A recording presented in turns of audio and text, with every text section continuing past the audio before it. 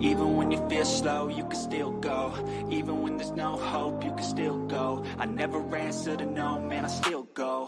Go, go, go, go, go, go, go, go, go, go, go, go, go. Hustle hard, hustle every single day. I'll be making moves till I'm buried in my grave. To the system, I don't wanna be a slave. I've been doing shit my way, or the highway. And in the driveway is a nice range. Cause I grind through the climb, I invite pain. You'll never hear me, bitch, nah, I don't complain. Just gotta flip the switch and you can go and obtain anything you want, anything you need. Your mind's got the key ingredient, it's belief. They'll deceive with the negativity, but I just slide right by that energy. Even when you feel low, you can still go. Even when you feel slow, you can still go. Even when there's no hope, you can still go. I never answer to no, man, I still go. Go, go, go, go, go, go, go, go, go, go, go, go, go,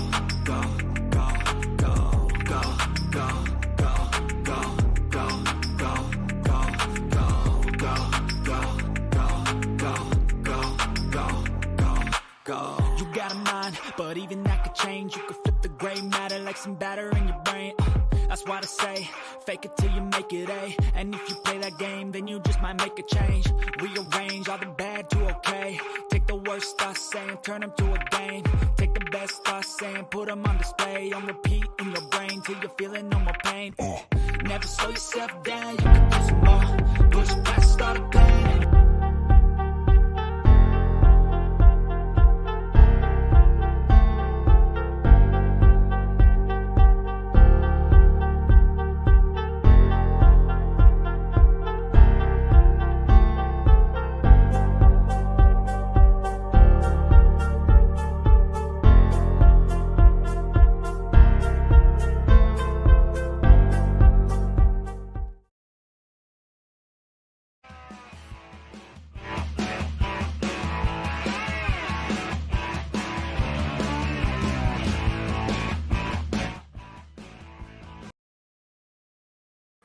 What's going on, everybody? I am Ryan Anderson, your host of this special edition of Get Bucked. We're live on YouTube and X. What's going on, everybody? I'm now joined by my co-host, that is Jackson Muniz. Jackson, what's going on? What's going on, man? Happy to be here with you. We don't usually do these Tuesday shows on a Wednesday card, but no, we normally don't. But you know, when Keeneland has an early pick 5 carryover of $265,000, actually a little over that, it calls for us to get on a live stream and get that covered for everybody. Yeah, it is an incredibly challenging sequence. Man, it's gonna be tough. Everybody that's joined us live, welcome. What's going on? We got like 15 or so people in here. We got Jeffrey Wilson. Jeffrey, what's going on? We got Terry Frank. Appreciate that. Yeah, having Todd on was fun. And yeah, again, tonight we're just going to cover that early pick 5 at Keeneland tomorrow. I got knocked out leg 1 of that sequence. And then I obviously was rooting against myself, and that went well because I think I got 2 out of the 5, and it almost paid out to that. So yeah, on the consolation. Yeah, I was cheering home Joe Shiesty in that carryover leg, and he got the job done at 10-1. And immediately after that, their team blew the game in the fourth quarter. So it was up and down hour there for the Joe Shiesty fans. It was an up and down. It was an up and down hour, no doubt about it. Yeah, that game was crazy. But yeah, what's crazier is how complex the sequence is at Keeneland tomorrow. We should have good weather. What's going on, Noah? Excited to join you tomorrow, and along with, I'm gonna make the announcement. We got Jackson joining us tomorrow on Pacific Horse Players. That's going to be 9 p.m. Eastern. 9:30 p.m. Eastern. I should probably know the time. 9:30 p.m. Eastern, 6:30 p.m. Pacific time. We'll be on there. We're breaking down some Santa Anita races. Going to be a great time. If you're ready, I'm ready to get on into it. Do it. All right. Let me share these PPs here. We're going old school PDF ones with this. But yeah, so looking at race 1, I went 1-4-3. Jackson, you went 5-1-3. We'll start with your first pick. That is the number 5. Oh, a little past it. Sequin Lady. What'd you like here? And conditions of this race. Starter allowance 10,000. Starters that have started for a claiming price of $10,000 or less. We're going 6.5 furlongs on the dirt. Yeah, tough. I mean, this is gonna be the theme of the sequence. It's a tough race right off the bat start. I know there's only 8 horses in there, but I could have made a case for a lot of them. This horse is gonna be coming from off the pace, which is probably my biggest concern in here because, as usual, Keeneland's playing very, very favorably to the ones that can get forward. Probably not going to be the case here with Sequin Lady, but I do think she has a really good chance in here. Two back, she ran huge at Del Mar. I know she was 50-1, but she ran against a horse called Hope Road, who was a really good Bob Baffert filly. It's probably his best 3-year-old filly this year. Ran third in there, and Hope Road came back to win again in a stakes race. Noki came back to run second against another future stakes winner. So the fact that horse was third in that spot, again, a much tougher spot over there, and that race come back live. I like that race a lot. Then came back at Churchill last time. Didn't run great, but that pace was really slow. I was looking at the time form pace figures. It was all blue throughout the race, so she never really had a chance that day. If she can get some kind of setup in here, she'll be tough to beat. I think there's enough speed. I think the 1's going to go, the 3's going to go, and the 7, maybe even the 6 horse too. So hopefully she gets the setup that she needs to make some noise in the spot at a 4-1 price to kick this thing off. Yeah, absolutely. I like it. David Jacobson's got a few runners in this sequence. I'm sure we'll touch on another one as he has the morning line favorite in, I believe, race number 4. But yeah, Sequin Lady, if she can get some pace to run into, definitely makes her live in this spot. I think there could be enough pace. That being said, I landed on the number 1, Never Sway. Robertino Diodoro, who also has a couple runners in the sequence, and I think I like them both. But starting with Never Sway here, I know that last race, the buyer was a little bit light coming in from Century Mile. However, this horse seems to be a little bit tactile, or a little bit tactical, rather. 6 wins, gotta love that. Loves to be, in the money or in the winner's circle. Out of 31 starts, we have quick math, 19 of 33 in the money, which I like to see. 2 for 2 at this distance. Has never raced over this track against horses quite this caliber, maybe, but has a third by a neck at Oaklawn Park in an allowance 40. I like that. Lone Star in an allowance win. I don't mind that one. I think the inside post could be a little bit tough, but I think the speed figures line up decently well here. I like Christian Torres getting on for Robertino here. They do pretty well together. They're pretty common combinations out at Oaklawn Park when they run winter through the spring. And yeah, I think this horse has the ability to either go straight to the lead or has shown the ability to pass horses and can sit maybe a little bit off. So I picked the number 1 on top. Yeah, just needs to be aggressive from the rail draw to get forward in that spot. Definitely needs some position. But on to your second choice. You have the 4. Oh, sorry, that's who I have second. You have 4. Second. I will talk about the number 4 in just a second then. Yeah. If you want to touch on the number 3, that is your morning line favorite, Forever Home. Yeah, just another horse. She's the most logical horse in this field, obviously. She makes plenty of sense in here. She has the best figures. She's going to be fourthly placed, and she just beat a few of these last time. So not one I want to try to let beat me, but just not going to be using as my top pick in this spot. Yeah, I agree. We both picked this horse third. I think this is the, a place you got to be favorites along the way here. I think a lot of them are vulnerable. This is another one that might need a little bit of pace, might get better position than the 1, which does concern me a little bit. And then real quick before we move on, I'll touch on the number 4 here, Mazoku.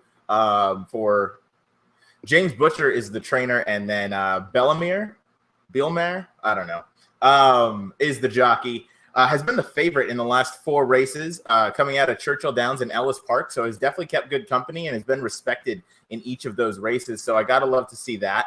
And the horse is not, run poorly, has not disappointed, has the bug on board. So gets 5 pounds off in this spot, has had 7 pounds off in the last 3.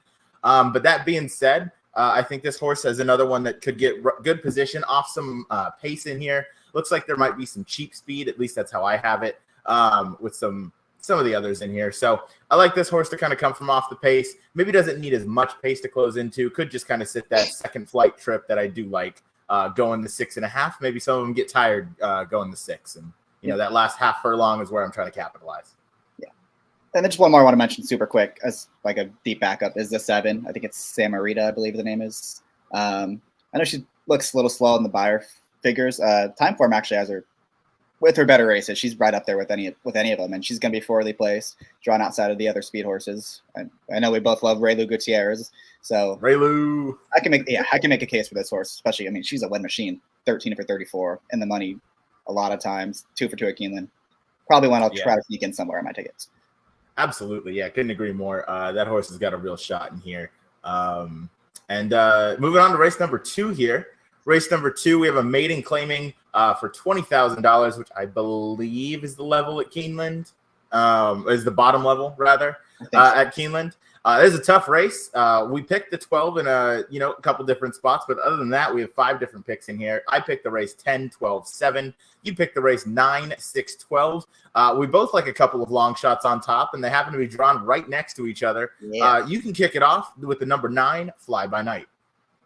Yeah, Wesley Ward is the trainer. He is the breeder. I don't think he owns this one, but I've seen this story several times with Wesley. He just puts horses where they belong at these lower levels, and they're fast out of the gate, and sometimes they keep going, sometimes they don't. So at 20-1, and you see he has David Flores up to ride, which I thought was interesting because I don't think David Flores rides too much anymore these days, but he just seems like a spot where he's trying to throw him a bone here with a horse that can get forward.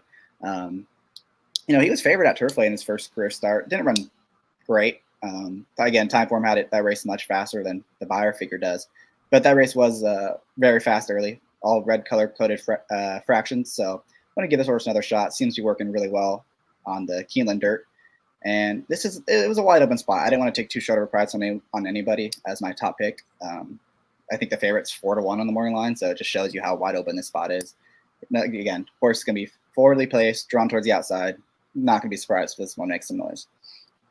Yeah, absolutely. That's Fly By Night. Wesley Ward, you mentioned, also trains the 1 in here, Idiosyncrasies, where Johnny V gets the mount. Wesley Ward trains, owns, and bred this one for what it's worth.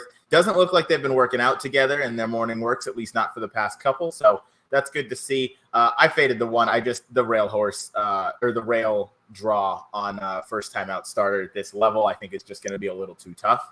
My top pick, though, I'm going with the number 10. That is Grand Illusion, trained by Wayne Catalano. Shout out to Noah, who texted us in our group chat. Shouting out the number 4 Built, who ran this past Sunday in, I believe, race number 7 and won like a good thing. So, Noah, you're in my good graces for that one, buddy. That was a nice way to simplify that sequence because that was just a single and we moved on. And if I was wrong, we could just blame Noah. So exactly. Exactly. I like the number 10 here, Grand Illusion. I think Blinkers On in this spot's going to be all right. You see Brush Start. It was okay. I mean, it wasn't anything crazy, but the winner last out did come back to repeat. That's Bow Street coming out of Indiana Grand. 22% Wayne Catalano with the second-time starters. He's not known for having them cranked up first time. I like the blinkers on angle. It looks like he worked with blinkers in that September 30th work, and that was one of his best works on the page, going 59-4 for the 5 furlongs. Third best out of 21 that morning.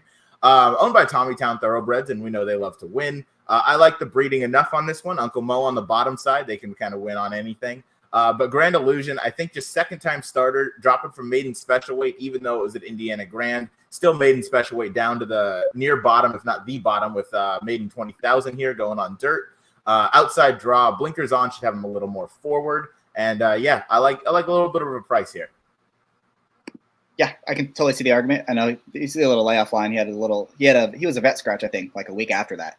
But yes. That was middle of August, I think. So he's had plenty of time since then to get ready for this. Yeah, absolutely. So I think he's kind of well taken care of. And again, Catalano doesn't have him cranked out first time. Yeah. Great example. That would be Biltz, who just won this last weekend in an absolute romp. I guess not a romp, but, won comfortably enough. Number 12, I have the 12 second. You have the 12 third. I'll let you touch on this one real quick. It's Irad Ortiz, Gregory Sacco. What you got here? Yeah, not a horse I loved, but it does make plenty of sense in here. Just not a horse I want to take at a short price in a field that I think is wide open. This is your Moorline favorite. That race was rained off the turf, so who knows really what he was facing that day. But the figure did come back strong. Didn't come out of the gate that well, but he's drawn in the 12 post, which is probably a good thing for him. You get Irad in here. The 64 figure is pretty much up there with the best anyone else is running the spot, so makes plenty of sense. Could definitely move forward for these connections. They think they usually do pretty well second time out. So, yeah, this horse, I feel like this horse is definitely in a good spot to be beat here. Maybe just going to be a little bit too wide, but maiden 40 down to the maiden 20. Munnings on the top side. That's all sprint. is what that tells me. Maybe just didn't love the mud first time out, but ran decently enough. And then, yeah, the drop with the cut in half of the tag here. It could be a situation where this horse is just going to be too good for these, and you get the IRAD shoulder taps at the top of the stretch. But, I'm thinking that you have a chance to beat this horse, and I'm thinking 7-2 is going to be too high for this morning line. I'm pretty confident this horse is going to be.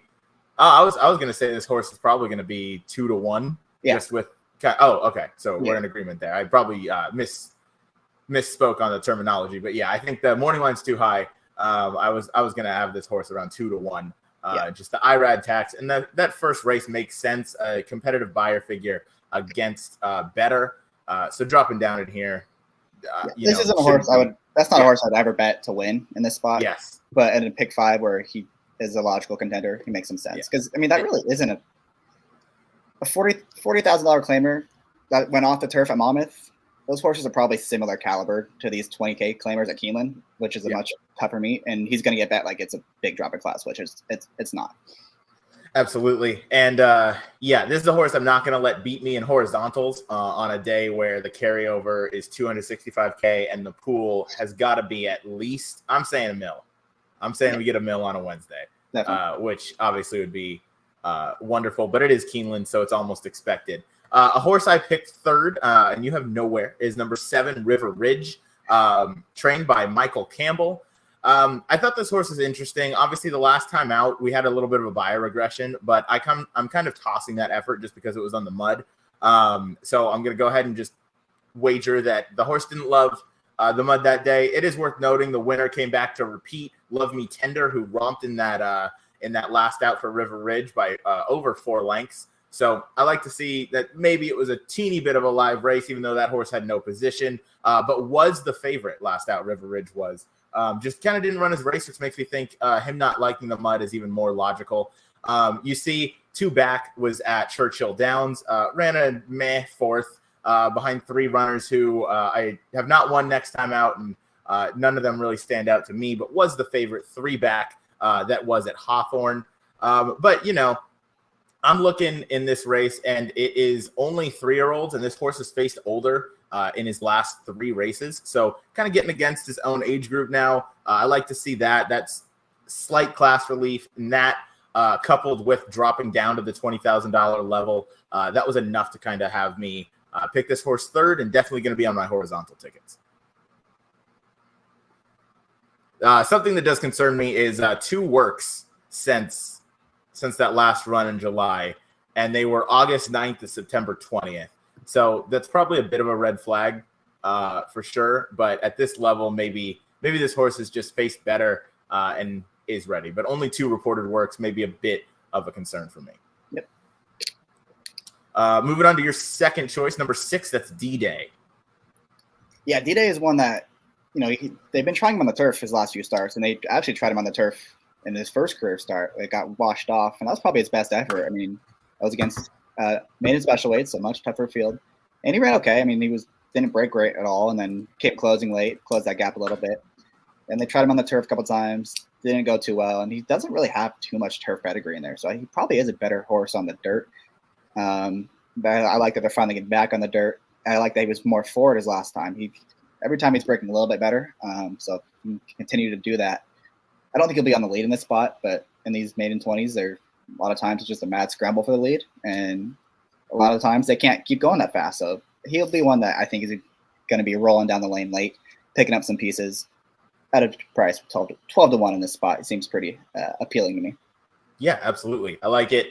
Certainly has a chance in there. That is race 2. We'll move on to race 3 here. Another competitive race. This whole sequence is a bit of a cluster, but it makes for a fun handicapping for sure. We have 6 furlongs on the dirt, claiming 40,000 with some conditions here. 3-year-olds and upwards, never won 3 races, or straight 3-year-olds. Your favorite is on the rail, number 1, Invulnerable. I'll put our picks up now, and you used them third. I didn't have them anywhere. We both used the number 5 on top. That's Normandy Hero, trained by Rudy Brissett, ridden by Flavian Pratt in this spot. What did you like here?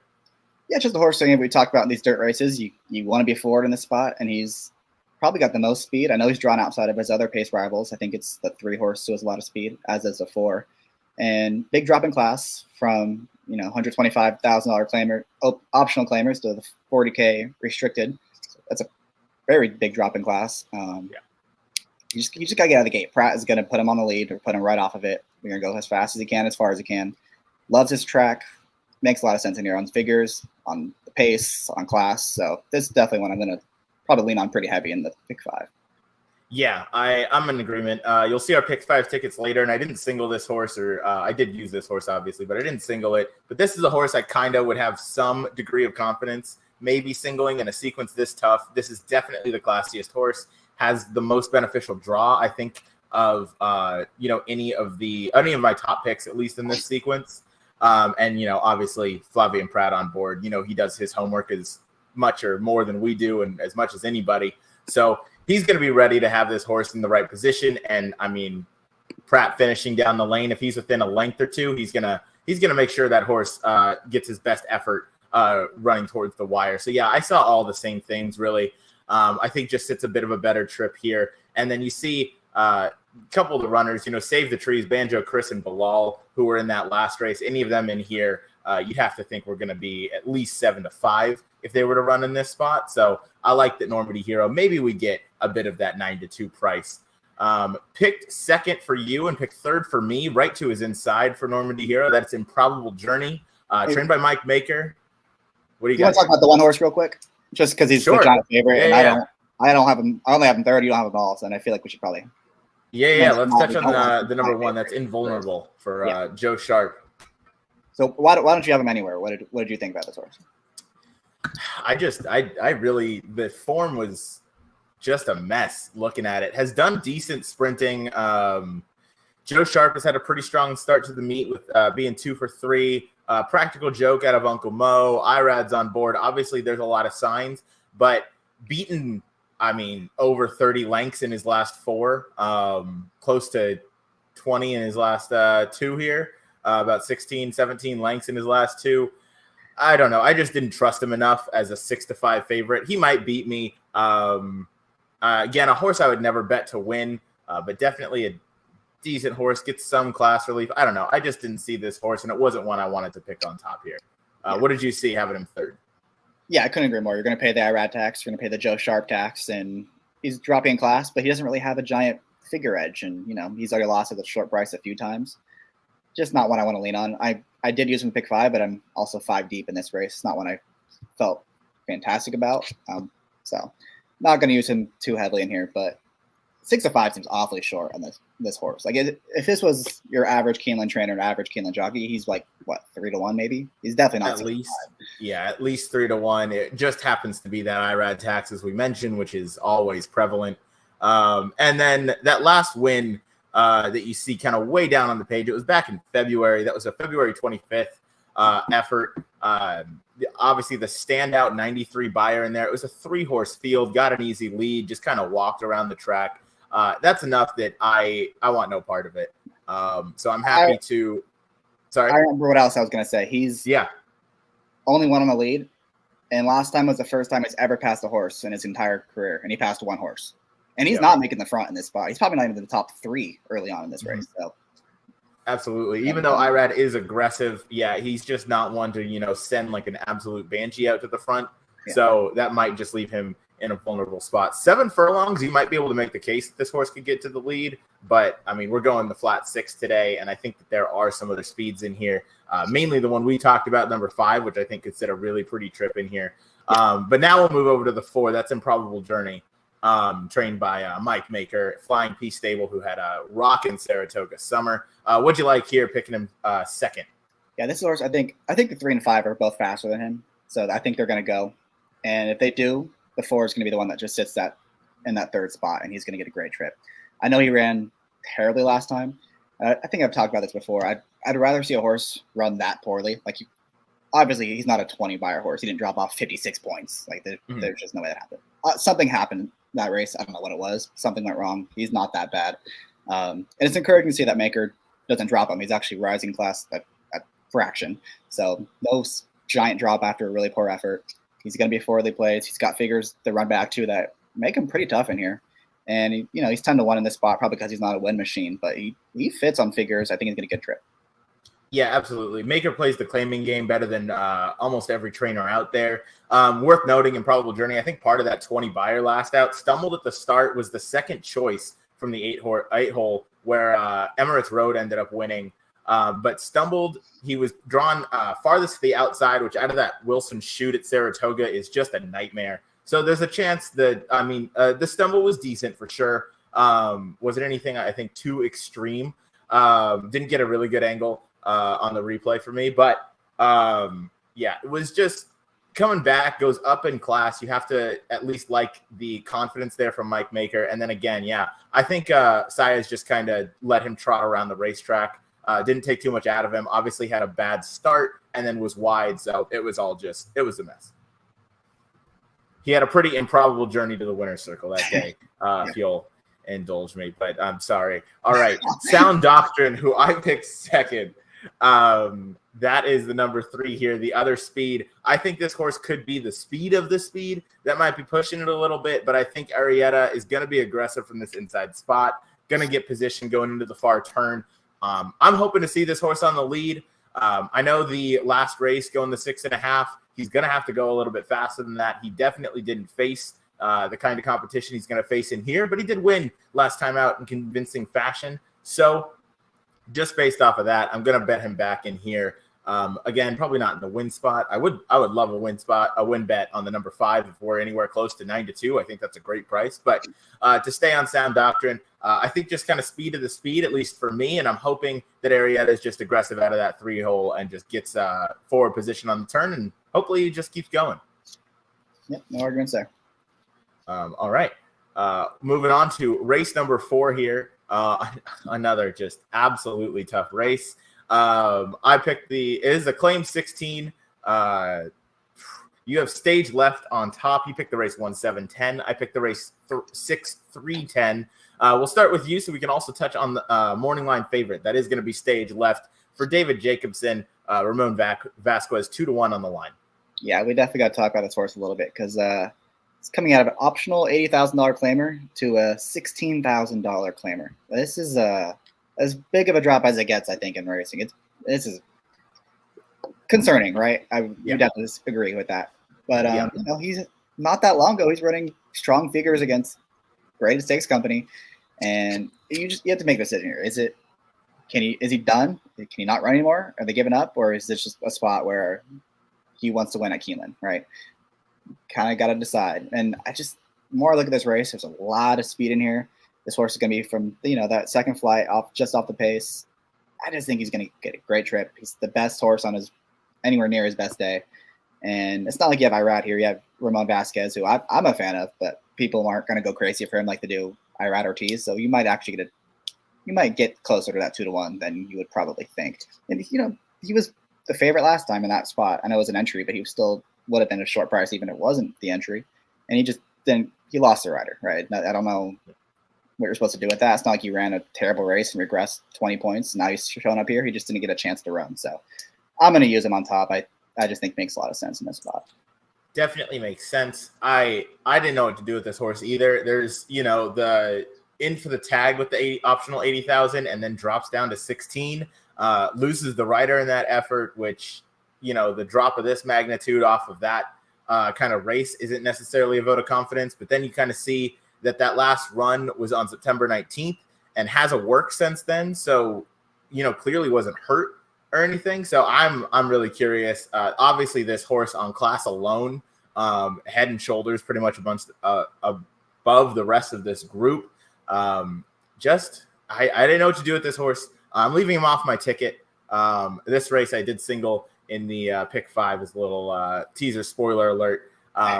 My top pick was the number 6, appeal denied. Greg Foley's the trainer. Irad on top or on the mount. I like the last race. Speed versus a little better is an angle that I like here. Spycraft came back to win next time out after winning at Ellis Park on July the 15th. Bit of a layoff, but this horse is going to come in fresh. Has 3 workouts since that last effort. They're all pretty good. So good enough that I felt confident using this horse. you go, the race is 3-4 back. Those are going to win here for sure. Obviously, something went a little weird 2 back, just probably didn't like the synthetic, or maybe was just way overmatched, or maybe a combo of the both. But I like this horse here. I think this horse is going to get forward, or at least get really good position. And I don't know that we'll get 6-1 because of the IRAD there. So, maybe a 7-2, 4-1. I'd be happy with. Again, I'm going to single this horse in my pick 5. I'm pretty confident, and I kind of want to make this the separator race because I think stage left is going to be on probably 85% of tickets, and I didn't want to have that horse in here. Yep. Want to move to your second choice now. That's the number 7 Vulcan, ridden by Francisco Arrieta, trained by Matthew Sims. What'd you like here? Yeah, I just thought he had a chance to be the best speed in this spot. I know the races 2-3 back weren't good at all. They were awful, in fact. But he had a little freshening after that. Came back against a tougher field on paper, at least, and he ran fine. They went fast early. He dueled with I think it was 4 to 5 shot in there. Someone was really short price. He dueled with, and actually that horse ran last. So he won the pace battle that day. Beat that horse by 8 or 9 lengths, and just got beat by a deep closer. So no issue with that spot. Now he's showing up in a more realistic spot here at Keeneland, $16,000 claimer. Again, we keep talking about it, but you want to be forward at Keeneland. I think he's got the best speed. He's got figures run back to that make plenty of sense in here. He runs well at Keeneland, and taking a shot here at Speed Horse. Yeah, absolutely.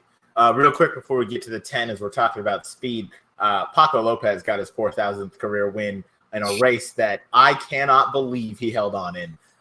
Going sub 21 to the quarter. I think he had to have gone 44 to the half or something ridiculous, maybe 43, who knows, but that was absurd. I had Chasing Liberty singled in that race after Built got us home as my single. Chasing Liberty was way far out the back. I thought Chasing Liberty had a real shot if they were maybe a little closer up because she came towards the end, but I cannot believe that horse held on going the 5.5 and going sub 21. That's absurd. It will happen twice on Sunday. That Joe Shiesty horse did the same thing.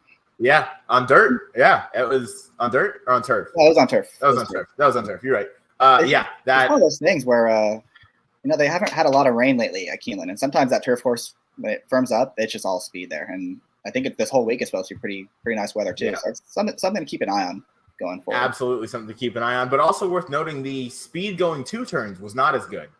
We had Carl Spackler go wire to wire, but that was a pretty fair pace for the level and had no real competition, so was easily able to have that lethal kick turning for home. But other than that, we've seen a lot of horses come from the back, including in that 2-year-old race, the last race on Sunday at Keeneland, where, again, our buddy Noah's top pick, the number 8, had to come in second because a Will Walden horse had a kick like Frankel coming down the lane there. But I digress. I'll give him a pass for that one because he gave us Built. So 50%. I will too. No, I'll give him I'll absolutely give him a pass for that one because just one he pass deserves just one. If he's wrong again, we're gonna have to have a conversation. But right here, number 10, we both have third. This horse is 30-1 on the morning line. Other than you and me, I don't know how many people are gonna have this horse. I'll let you talk about him first. This is, like I said, there's a lot of speed in here. The 6 is going to go, the 7, the 9, possibly like the 3 and the 4 as well. Just a lot of speed, and this horse is going to be coming. He does his best work from off the pace. And he's been closing into races that are 5-horse fields, which now he's going to get probably the most pace he's ever seen in his life. I know he's light on the buyer scale. On time form, he's not that far behind. He's only 4 or 5 points behind. And when you're talking about a closer, I don't think it matters as much because if they're going to win, it's going to be because the speed horses are coming back to them anyways. So I don't mind he's a tad slow in figures. He's 30-1. I'm surprised. Is this 6 or 6.5? If it's 6.5, I like him even more. This is a flat 6. Flat 6. Okay. So still, he's 30-1, and he's going to be flying down the lane. Give me him a ticket somewhere at 30-1. Absolutely, especially against 16 claimers. You never know what they're going to have coming down the lane. They're 16 claimers for a reason. It's going to be interesting to see. This horse is going to come from the clouds. That's kind of what I had as well. Has a win over the track at Keeneland, which you like to see. That being said, coming out of 4 races at Century Mile, last out, the first and third place both came back to win. Apprehend, I know, is a decent horse. I don't know much about Smart Play, but either way, I mean, 30-1 on this horse. There is plenty of speed in here that if everybody decides to be aggressive, this could absolutely be a horse that kind of just comes from the clouds. And it also just seems like the kind of horse that Robertino has that might just take that, weird step up. Because has some races with an 85 and an 88 buyer that have really just kind of come out of nowhere. Trained by, looks like Terry Young for both of them. Just kind of, I don't, 30-1, why not? I've seen way worse 30-1 shots. Absolutely. You just look to the outside and call me Iceman. But Lycan Lickin, I don't know. But pronouncing names is not my forte.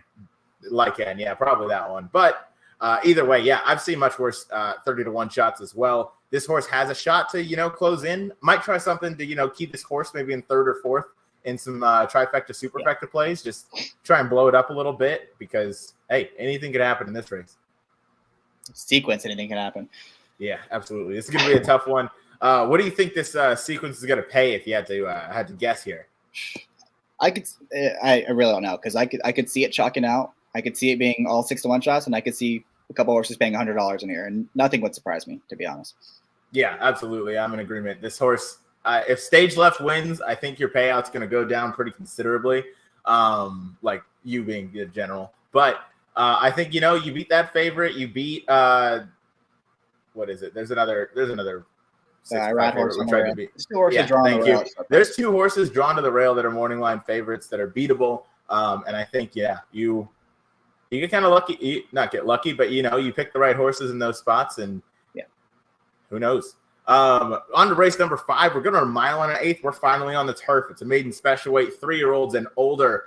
Another tough race. This one's going to cap out the late pick 5. I picked the race 9-6-4. You picked the race 12-2-4. We'll start with your number 12. That is going to be too far. This horse, number 12. As we're talking about names I can't pronounce. Rakatoos? That works for me. Yeah. What do you like here? This is a race you're going to need to check the scratches on because all the also eligibles make a lot of sense in here. If they are able to draw in 13, especially the 14 and 15, if they get in, they're going to take a lot of money. So definitely when you need to keep an eye on the scratches to see if any of those horses draw in. I do like the 12 in here. I don't mind the 12 posts going a mile and eighth at Keeneland because they start basically at the top of the stretch. It's a very long run to that first turn, so it shouldn't be that big of an issue. And I don't know if you remember, but this is a horse I had at Kentucky Downs. We were texting, and I had him in the pick 4, singled for like 5,000 or something. It was a lot. Yeah. Needed him, and I'm actually happy they don't list a trouble in the comment line because no one's going to see that unless they watch the replay. He just broke terrible, and he got bumped hard in the first turn, went wide. It's one of those races where the mile and 5/16 they start like right before the turn, and he was on the outside, and he was like 6 wide that first turn. They go right back to another turn. He was wide there, and he got bumped around again. So didn't really have a big chance in that race. Was able to close past a few horses. That was a really slow pace. According to time format, it was all blue, color-coded fractions there. And he ran fine. Or she ran fine, sorry. I'm only at 1. You were at 7 last week. Long way to go. She ran fine that day. I liked her a lot 2 back when she was wide every step of the way and only was being half a length in that spot. So I know she's 0 for 10, but I think she makes plenty of sense here. She's got pretty much the best figures in the race. She'll be forward, but she won't be too far back either, and she can kick when it's time to go. So I like those horses that are versatile. It doesn't matter if they go fast. It doesn't matter if they go slow. She's going to have a chance. Just got to work out a decent trip from that outside post. Yeah, in complete agreement. The mile and an eighth, you pointed out a good point there. They have plenty of time to get over and save ground. Yeah, last time out at Kentucky Downs, I was watching that race live too. I felt bad, man. Right out of the start, Saez had trouble breaking from post 9, and then way too wide on that first tight turn as they go the mile and 5/16. And then I saw the 49 half, and then they went 113 with the 25 second in the middle. That's just too slow. And especially over the speed favoring Kentucky Downs track this fall. This is a great bet back. 7-2. Unfortunately, it looks like this is going to be one of your favorites on the morning line. So hoping they don't take her too much because of the 12 posts, and it's one of those where they drift up to 5 or 6 to 1. Absolutely, and anything can happen at Kentucky Downs as I just kind of scroll through the field here before I get to my first overall pick. I'm just making sure. I'm pretty sure this was the morning line favorite. And it looks like it is, with the number 3, Drastea. Oh, man, again, 9-2 on the morning line. But I picked the number 9 on top in this spot. That's Runaway Kitten. I went with another price, 15-1 on the morning line. John Ortiz, Ricardo Santana. Obviously, John Ortiz had a monstrous Saratoga. These speed figures look a little bit light, but that doesn't concern me. There's the horse doing something for the first time, and you are going to get a price. This horse has done decent on the turf. 2 back, 67 buyer, lost to Tahini, who is a decent runner out at Del Mar, mainly a turf sprinter, obviously. But this horse is bred gun runner on top, Kitten's Joy on the bottom. That screams long on turf. Gun runners have been pretty decent on turf. Kitten's Joy, obviously, is a grass fiend, so I'm all about that. Runaway Kitten. We're going 2 sprints to the route. This is the second time with trainer John Ortiz. We had a bit of a stretch out at Kentucky Downs. Obviously, that's a buck wild track. You see bumped and checked hard after start. Definitely ran into a bit of trouble watching the replay.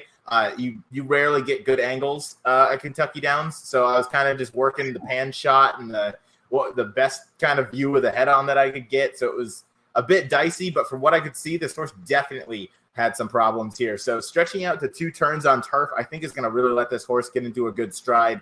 And again, 15-1, I think something can blow up the tote board here. Even if those also eligibles draw in, you have the risk of them being too wide, even with the long run into the turn. 9-hole isn't great, but I think this horse has got a shot. Going to be a little more forward, which I think is beneficial on this turf course. I don't think you can close from so far out of it unless you're trained by William Walden. But I think Runaway Kitten could get a pretty good spot, could relish the 2 turns here. So I got number 9 on top. 15-1. I like it. A horse. Oh no, you don't have the. You don't have this horse. Number 2 is who I meant to go with. Horse you have second. That's El McGeeth. Names not at a premium today. God, they're just all tough. You have the number 2 in second. What drew you to this horse? Yeah, the biggest question mark for this horse for me was just the turf. The one turf try was by far her worst one. So I'm not sure. Maybe she's just a synthetic horse. I don't know, but those synthetic races are pretty good.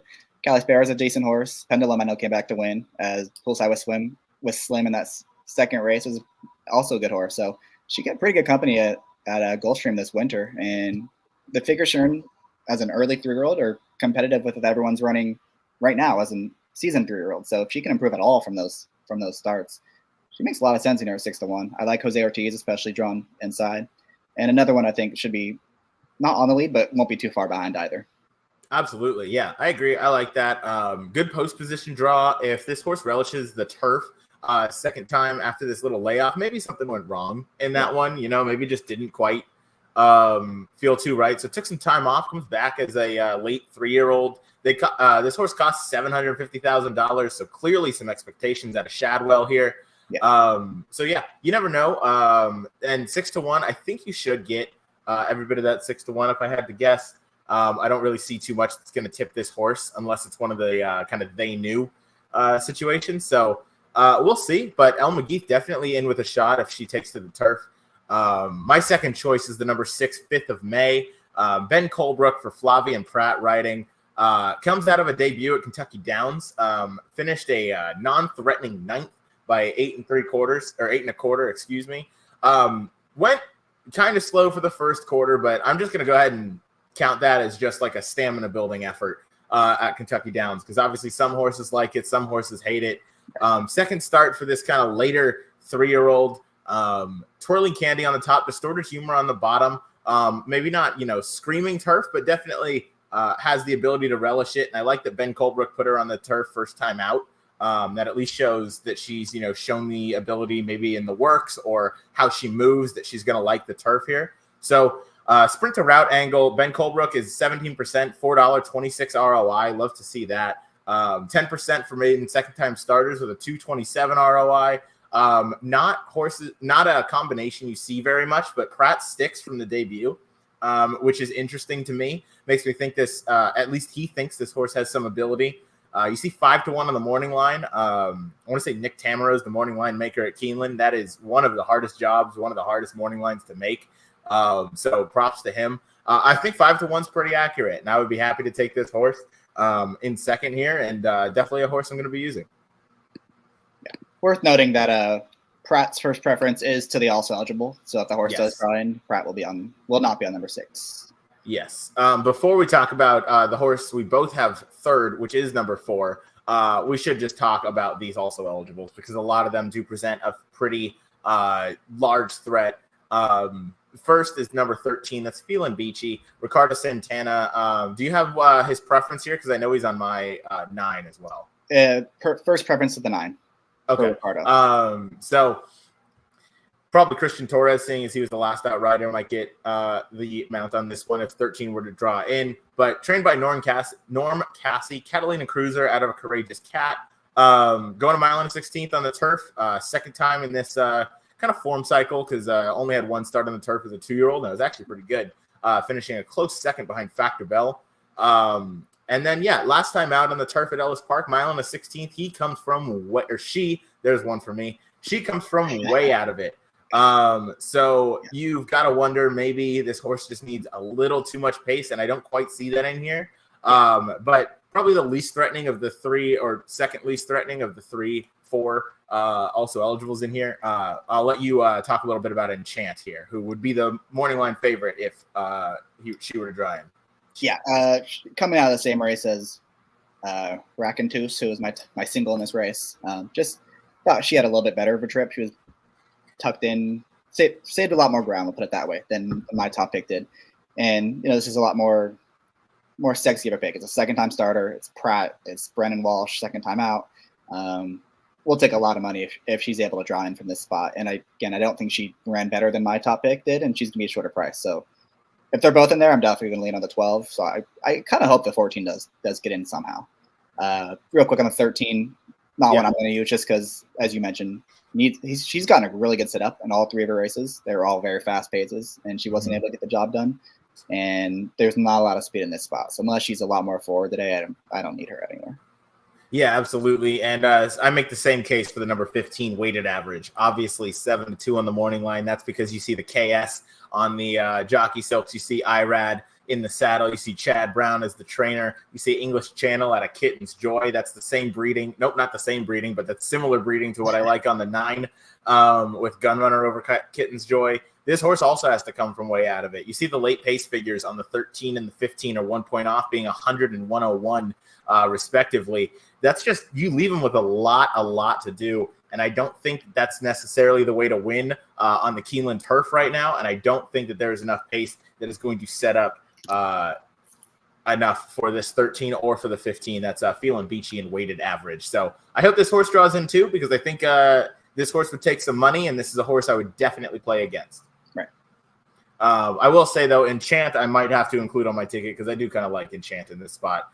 Has enough kind of tactical speed that I know Pratt's going to get her into a decent position into that first turn. So that at least gives him some options, and I think is going to be able to outkick the rest of the closers, at least maybe.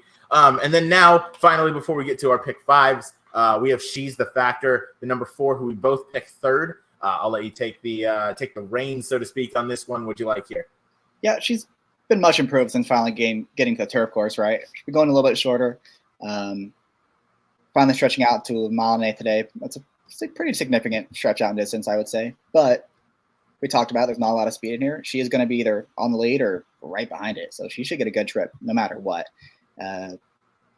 Pretty much that was my main play here, was the pace angle. I think she's going to be forward. She fits on figures.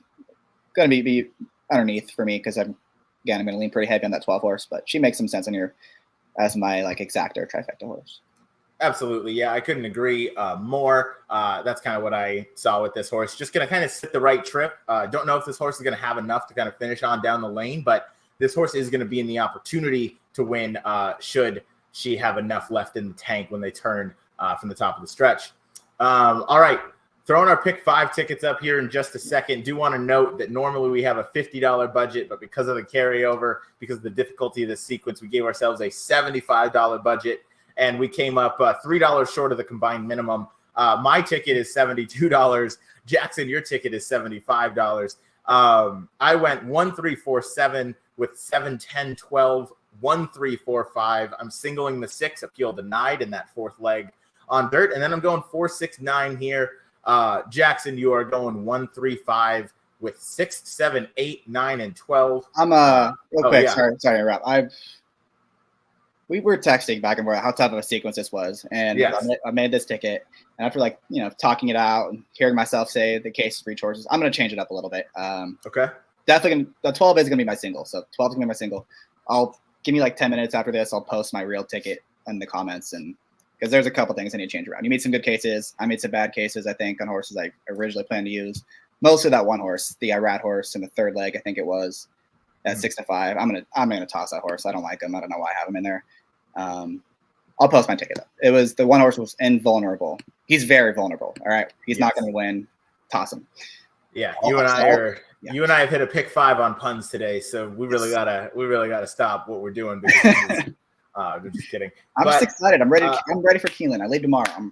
I am too. Yeah, you're gonna be at Keeneland. Yes. You'll be in probably up in the air as the pick 5's going off, I would imagine. So you hope to land with just a boatload of money in your FanDuel account or whatever you use. Blow up. Absolutely. I went. I'm really just kind of spreading to just try and stay alive to appeal denied. Although kind of after talking this through, this definitely might not be my final ticket, but these are going to be my picks that I love. The 5 in the third leg, that's the Pratt horse. I forget the name. Name's escaping me right now. I could go back and look, but whatever. We talked about it. Normandy Hero. Okay, I was going to say Normandy Invasion, but I know that's a different horse. Normandy Hero, very decent horse in that spot, and I think is also worthy of being maybe a single in this sequence, at least for me, to try and kind of get some separation among the rest of the tickets. I am singling 6, appeal denied. I'm fading stage left in that spot. I think the drop down is just too concerning off of that stumbled and lost rider at the last. I want to use my 3 top choices in the last because they're all pretty decent prices. And then, again, those first 3 legs, I'm just kind of spreading and hoping for a price in there. I went 7, 10, 12 in that second leg, which is, obviously the 12 is the Masked Man, or Masked Man, I believe is the name. That's the Irad Ortiz. That's the maiden 20. So I want to use that horse because that horse might be that kind of horse that Irad just makes the difference on. But other than that, I think this is a really competitive sequence, and I think this pick 5 pays. Let me think. $1 million in the pool, probably around $4K if I had to guess, but it definitely has the ability to pay much, much more than that. Yeah, it's got a good mix of races. I think you can get some prices home, and you can maybe lean on the favorites, more logical horses. So 4K seems about right to me. Yeah, absolutely. Do you have any other horses you want to talk about here? Nope. All right, I'm ready. Well, that's the early pick 5 tomorrow at Keeneland. That's Wednesday, $265,000 carryover. Good luck if you're playing. I'm sure the pools are going to be massive. You're going to get some good payouts. This is going to be my only play tomorrow. I'm not playing the late pick 5, not playing, Mountaineer or Horseshoe Indy or any of those tomorrow. I'm strictly sticking with Keeneland. Early pick 5. I hit it, or I'm on to Thursday. Check us out later in this week. Jackson, you and I will be back doing what did we decide on? We're going to do Keeneland Saturday. We are going to have a special guest with us. I'll announce that later. And then check us out tomorrow, Pacific Horse Players. That's Wednesday, 6 p.m. Pacific, or 6:30 p.m. Pacific, 9:30 p.m. Eastern time. Noah, myself, and our guest, Jackson. Jackson. Going to be, it's inverted. Guest Jackson going to be joining us. We're going over Santa Anita Saturday. I was just up there this past weekend. That was the first time I've been up to Santa Anita and had like an in-depth look at that place. That place is awesome. That place is a great spot to be. So thank you everyone for joining. Unless you're Walker Buehler, apparently. Oh yeah. Unless you're Walker Buehler, then you lose $100,000 watch. Speaking of which, go Pods. FLA. Everybody have a good day. I'm your host, Ryan. This is Jackson. This has been Get Bucked. See ya.